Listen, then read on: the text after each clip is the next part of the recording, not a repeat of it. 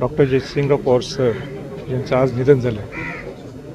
अत्यंत दुःख आहे पूर्ण महाराष्ट्रात किंबहुना सर्व शिवभक्तांचं. एक वेगळी व्याप्ती होती जयसिंगराव पवार सर. खऱ्या अर्थाने शिवाजी महाराजांचा, छत्रपती संभाजी महाराज असतील, राजाराम महाराज असतील आणि प्रामुख्याने छत्रपती शाहू महाराज असतील, त्यांनी त्यांचं नाव महाराष्ट्र नाही तर जगभर पोचवलं.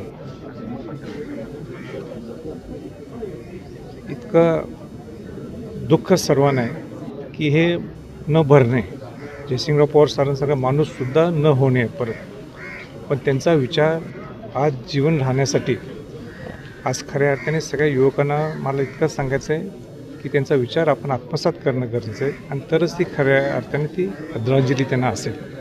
माझं स्वतःचं एक त्यांच्याबद्दल जर काय बोलायचं असेल, मला इतकं मी त्यावेळी भारावून गेलो होतो, शहारे आले होते माझ्या अंगावर की या माणसाची, या व्यक्तीची किती मोठं मन असते.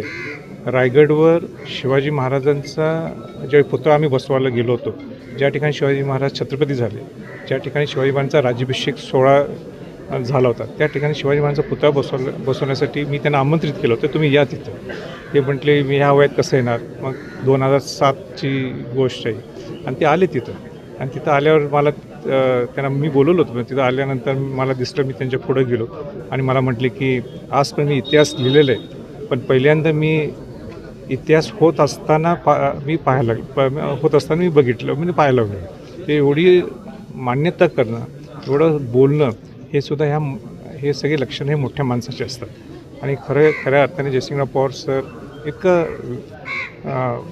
म्हणजे इतकं चांगल्यापणे इतिहास लिहिलेला आहे की म्हणजे आज तेच वाचत आपण राहिलो तर आपण खऱ्या अर्थाने शिवाजी महाराजांचा विचार, शाहू फुले आंबेडकरांचा विचार, राजाराम महाराज, संभाजी महाराज, ताराबाई राणी साहेब आणि प्रामुख्याने शाहू महाराजांचा इतिहाससुद्धा म्हणजे आपण त्या विचारावर आपण जगू शकतो.